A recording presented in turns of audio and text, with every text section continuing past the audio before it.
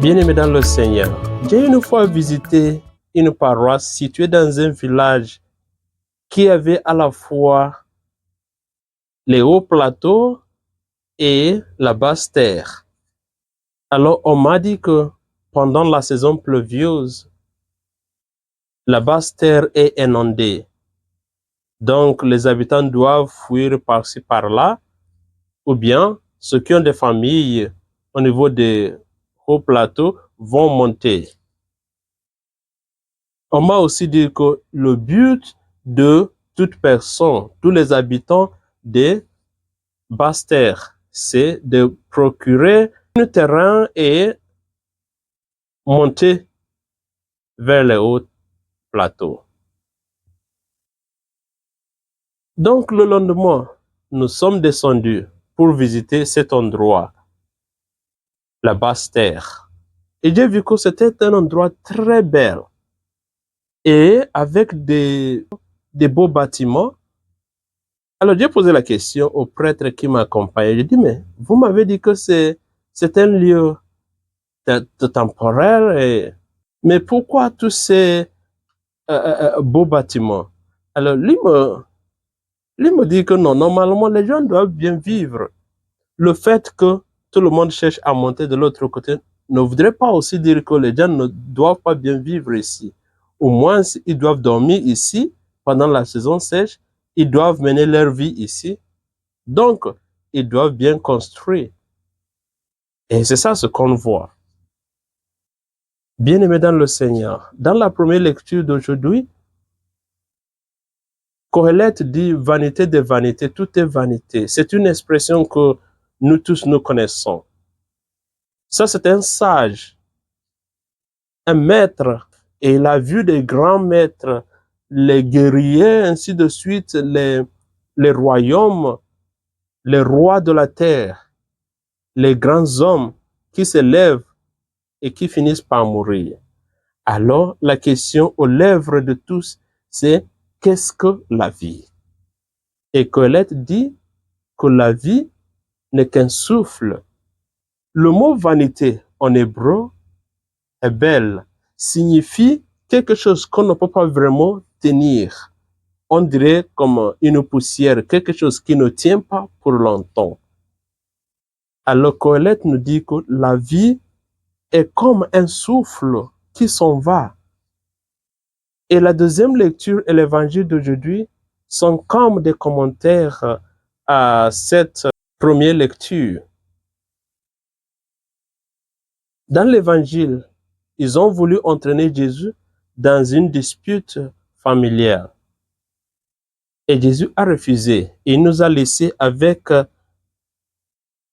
cette belle parabole d'un homme qui a beaucoup récolté et qui s'est dit, maintenant, mon cœur, réjouis-toi, j'ai beaucoup de choses et je dois me réjouir pour beaucoup d'années. Et Dieu lui a dit, tu es un fou, cette nuit, je réclame ton âme. L'erreur de l'homme n'est pas qu'il a bien fait la culture, c'est pas qu'il a eu beaucoup de récoltes, non. C'est même quelque chose de bon. Mais son erreur, c'est que dans tout ce qu'il a dit, il a oublié qu'il est comme ces hommes qui vivent dans la basse terre.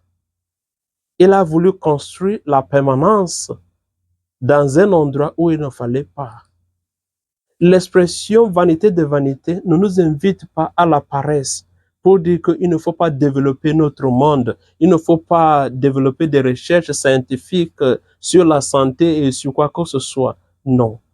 Ce que Jésus est en train de nous dire, c'est que dans tout ce que nous faisons, n'oublions pas que nous sommes des passagers ici sur la terre et que nous avons un lieu d'éternité. Et notre place à ce lieu d'éternité dépend de ce que nous avons fait ici. C'est ici sur la terre que nous travaillons pour pouvoir avoir une place dans l'éternité, dans les hauts plateaux.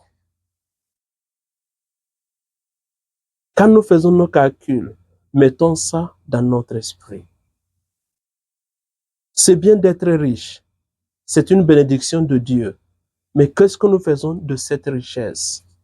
C'est le même message que Saint Paul nous passe dans la deuxième lecture.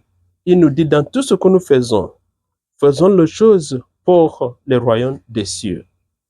Je me rappelle aussi que lors de cette visite-là, dans la basse terre, on m'avait dit que le but, c'est que tout le monde monte vers les hauts plateaux. Mais il y en a qui ne réussissent pas. Alors, ils finissent par mourir ici, au niveau de la basse terre. Et on les enterre ici. Mais après un certain temps, leur tombeau disparaît et leur histoire s'efface. Donc, tout le monde, il faut monter. Là, il y a de la stabilité. Il y a une maison stable. Il y a le business stable. Et les mémoires restent. Bien-aimés dans le Seigneur, c'est une manière de parler de l'éternité. Notre monde est un lieu de passage, on pourrait dire un lieu d'examen, sachant que nous sommes des pèlerins. Nous sommes de passage ici. Ne vivons pas comme si ici c'est notre dernière destination. Laissons notre marque ici positivement. Et en laissant notre marque ici, achetons notre terrain de l'autre côté. Cela à travers notre manière de vivre ici, de montrer l'amour l'un à l'autre, de faire la volonté de Dieu ici sur la terre.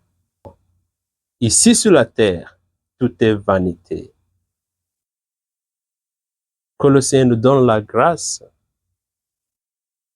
d'être conscient de cette réalité qui nous pousse non pas à la paresse, non pas à être inutile, mais à travailler avec zèle pour rendre mieux notre terre, pour pouvoir aussi gagner notre éternité dans le monde à venir.